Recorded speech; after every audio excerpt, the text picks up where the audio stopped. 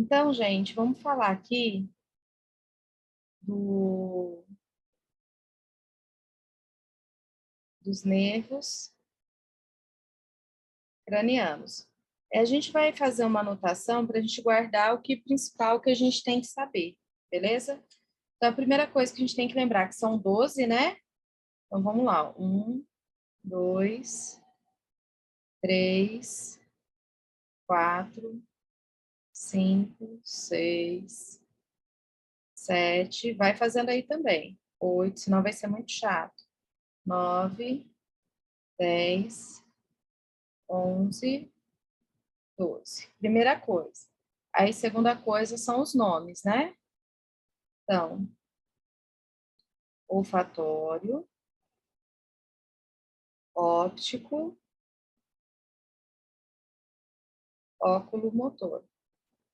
Então, os três primeiros começam com O.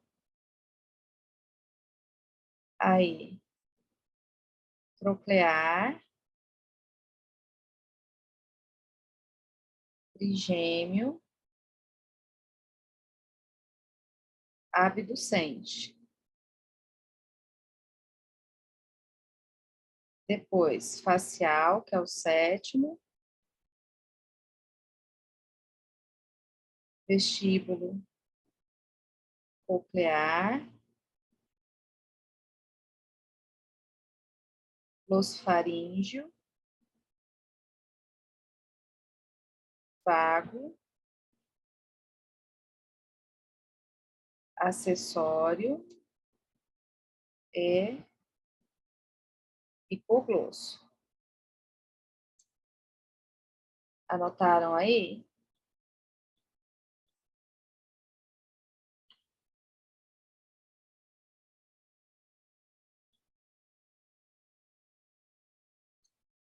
Boa essa. Vamos lá. Aí, pessoal, algumas coisas que a gente tem que saber que são interessantes, tá?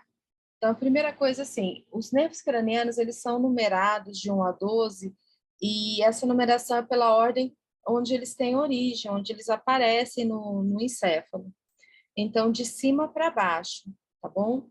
Então, é sempre interessante a gente saber. Então, o olfatório está no telencéfalo, que é a parte mais de em cima, o óptico no diencéfalo. Os demais estão todos no tronco encefálico. Aí a gente vai, óculomotor. Primeira parte do tronco encefálico, mais em cima, mesencéfalo, troclear, mesencéfalo, trigêmeo, na divisão do mesencéfalo com a ponte. Abducente, ponte, facial, ponte, vestíbulo coclear, ponte, glossofaríngeo, divisão da ponte com o bulbo. E os de baixo, na parte mais de baixo, né? Bulbo e bulbo. Então, por que isso é importante? Às vezes, algumas provas colocam assim, o nervo, pessoa tem um tumor na ponte. Quais são os nervos que podem estar afetados? Então, os que estão nessa origem na ponte. Ah, não, a pessoa teve um tumor no bulbo. Quais os nervos podem estar afetados?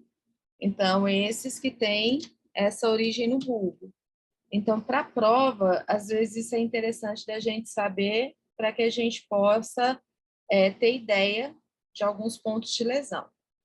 Aí, uma outra coisa que às vezes algumas bancas colocam diz respeito à função que ele tem. Então, olha só, o nervo craniano, como o nervo periférico, ele pode ter função sensitiva, motora ou autonômica, tá? Então, a gente vai colocar exatamente isso agora.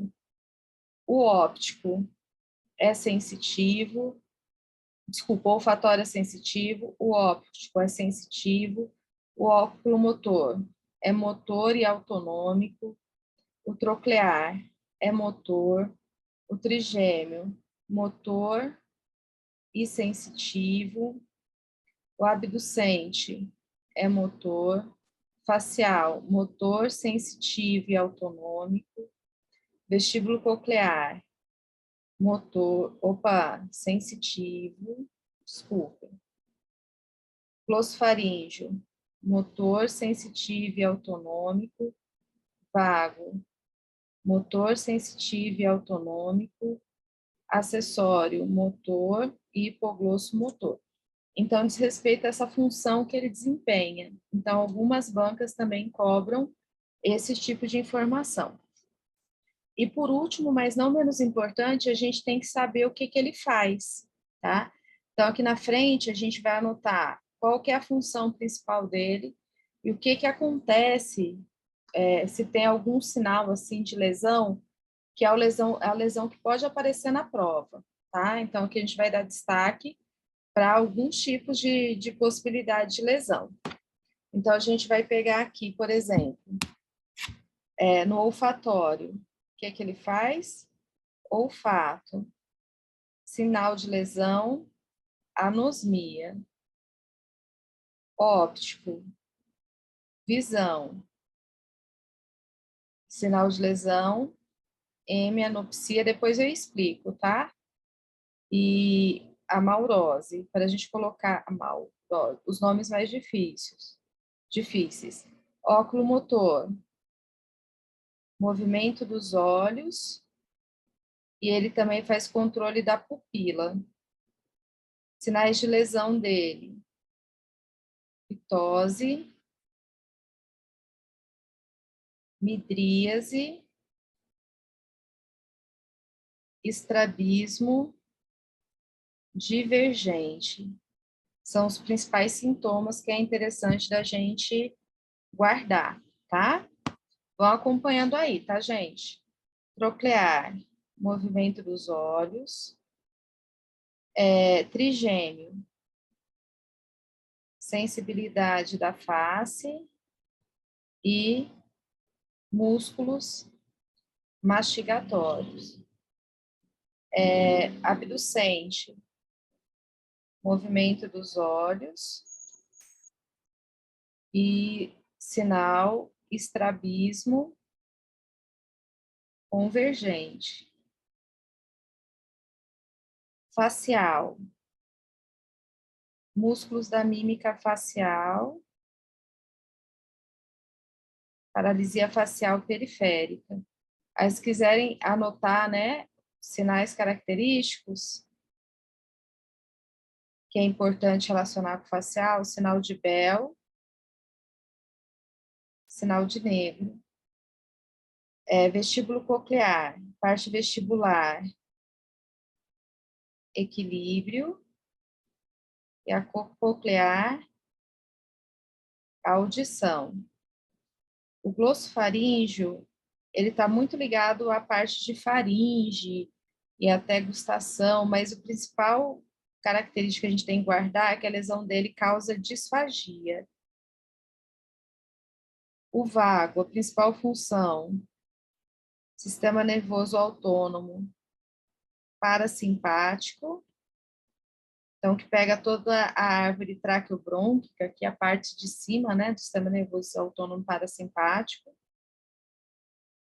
O acessório, ele leva dois músculos, o esternocleido e o trapézio superior, e o hipoglosso, movimento da língua.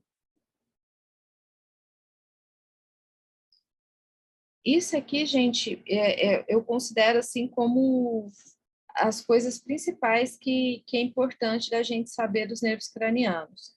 Desculpa que saiu torto aí, né, a letra, mas anotem isso, porque isso vocês vão responder 90%, 95% das questões de concurso, sabendo isso. Daí, é claro, escreve, repete, escreve, repete, escreve, repete. Quem conseguir fazer print, faz print. Que eu não consigo, manda lá no grupo, tá? Por favor. E aí, gente, só aqui, né, dos nervos cranianos, eu deixei aqui só mais alguns detalhes, só para a gente saber, tá joia? Para a gente reforçar. Já terminaram?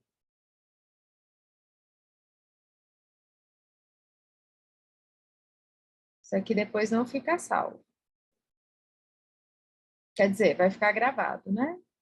Beleza. Então, vamos lá, ó. Aqui não sei por que cortou, gente, mas o primeiro é o olfatório. E um dos sinais da lesão é anosmia, que é a perda do olfato, tá? 2, óptico, hemianopsia, que é perda do campo visual, amaurose, que é cegueira. Óculo motor, estrabismo divergente, pitose, midríase. Troclear não gera déficit, trigêmeo, anestesia na hemifácie homolateral, atrofia da musculatura mastigatória. Abducente, estrabismo convergente. Facial, paralisia facial, fraqueza dos músculos da mímica facial. Vestíbulo coclear, vertigem, tontura, nistagmo, surdez. Essa parte aqui ligada ao sistema vestibular. Glossofaríngeo, disfagia. Vago, aqui está destacando a disfagia também, sinal da cortina, mas o que mais chama atenção no vago é o sistema nervoso autônomo. Acessório, fraqueza do esternocleido e do trapézio superior, e o hipoglosso, desvio da língua para o lado da lesão, tá? Então, esses são os sinais mais importantes que a gente tem. Vamos lá, gente, algumas coisas que nos ajudam aqui, né? Então, a colega deu a sugestão aí em relação às siglas, né? Lembrar, colo oculomotor, o troclear e o abducente fazem movimento dos olhos, que o facial faz o movimento da face, mas o trigêmeo é quem faz a sensibilidade. Então, dor de dente, gente, é dor do trigêmeo, tá? Movimento da face é a do facial. Que essa sigla glosso é língua, tá? Então, glossofaringe, língua e faringe, por isso essa questão muito da disfagia, hipoglosso, movimento da língua. Eu acho que esses são pontos importantes, lembrar sempre dessa origem também, é de cima para baixo. E o que mais tem, a região que mais tem nervo é a ponte. Se vocês olharem, ó, trigêmeo, abducente, facial, vestíbulo coclear, glossofaríngeo. Estão toda na ponte. A gente vai falar um pouquinho mais, mas aqui eu tenho que chamar a atenção de vocês, gente. É imprescindível a gente saber a diferença de paralisia facial central e periférica. Então, quando eu falo de paralisia facial periférica, que é a lesão do 7º par de nervos cranianos, né, que é o nervo facial, eu estou falando de uma lesão nervosa periférica, uma neuropraxia, axonotimese ou neurotimese. Eu estou falando de lesão do motoneurônio inferior. A lesão é periférica. Os sintomas na paralisia facial periférica, sempre homolateral. Então, é que nem eu falar assim para vocês. Gente, eu tô com síndrome do túnel do carpo aqui, ó, na minha mão direita. Meu sintoma vai ser de que lado, gente? Do lado esquerdo? Não, do lado direito, tá? Então, paralisia facial periférica é lesão do mesmo lado que o nervo, né? Sintoma do mesmo lado que o nervo foi lesionado. Paralisia facial central, aí pega e a lesão é no cérebro. Então, teve um AVC, um AVE, teve um TCE. Aí a lesão do motoneurônio superior. E vai ter comportamento igual a hemiplegia. A hemiplegia não é contralateral? A paralisia facial central também é contralateral, mas a lesão foi no cérebro, tá? Na periférica foi no nervo. Então, lembra sempre, paralisia facial periférica é que nem se fosse lesão de plexo. Se eu lesionei o plexo aqui, tem como eu ter sintoma do outro lado? Não tem, né? E aqui é aquela questão que eu disse para vocês, né? Então, do sensitivo, motor, autonômico. Então, olfatório sensitivo, óptico sensitivo, óculomotor, motor e autonômico, também chamado de misto, troclear motor, trigêmeo, motor sensitivo e autonômico, misto. Acho que ali eu tinha colocado só como... tem autonômico também, gente. Desculpem. Se eu não me engano, ele inerva alguma glândula salivar. Abducente, motor facial, motor sensitivo e autonômico, hipoglosso motor. Então, só para a gente ver aqui, né? Vestíbulo coclear sensitivo, glossofaríngeo, motor sensitivo e autonômico, vago, motor sensitivo e autonômico, acessório motor. O hipoglosso ficou perdido aqui por algum motivo estranho também, mas vocês entenderam o sentido da gente falar. Então, aqui, ó, paralisia facial, tá? Sempre lembrar a diferença, gente. Paralisia facial periférica, motoneurônio inferior, nervo facial, que é o sétimo, né? Sétimo par de nervos cranianos. Sintoma homolateral na hemiface toda, tá? Então, pega de cima e embaixo. Sinais característicos. Eu já explico, tá? Sinal de Bell, sinal de negro, lagoftalmo, epífora. Paralisia facial central. Motoneurônio superior. O paciente teve um AVE ou um TCE. Sintoma contralateral e pega só quadrante inferior. Então, atinge a hemiface toda? Não, só quadrante inferior. Opa, desculpa. Quadrante inferior. Então, para a gente guardar também, não pode esquecer isso aqui, pelo amor de Deus. Como que cada uma delas se comporta. Aqui está mostrando essa relação, tá? Mas assim, gente, a periférica, ó, pegou um nervo, neurônio motor inferior, hemiface, homolateral e ipsilateral. Aqui pegou a lesão central. Então, se lesionou aqui, por exemplo, o meu córtex direito, o meu sintoma é no quadrante inferior esquerdo. Quadrante inferior contralateral. Não vale nem a pena ficar se debruçando aqui na questão de anatomia e cruzamento de via. Mas isso acontece por conta do cruzamento de via. Não conheço esse sinal. A gente vai ter que ver depois, tá? Aqui que está no chat. Então, vamos lá, pessoal. Característica da paralisia facial periférica. Então, desvio da face, desvio do septo nasal, suco da face é diminuído normalmente, são as ruguinhas, né? Então, perde aqui a musculatura, diminui o suco. Conjuntivite, que o paciente não consegue fechar completamente o olho. Lagoftalmo, que é justamente o fato do paciente não conseguir fechar o olho completamente. Sinal de Bell, globo ocular voltado para a lateral e para cima e para a lateral, tá? Para a lateral e para cima. Sinal de negro, quando a pessoa olha para cima, né? Então, quando eu olho para cima assim, a esclera fica mais à mostra, a partezinha colorida do olho some, tá? Tende a sumir.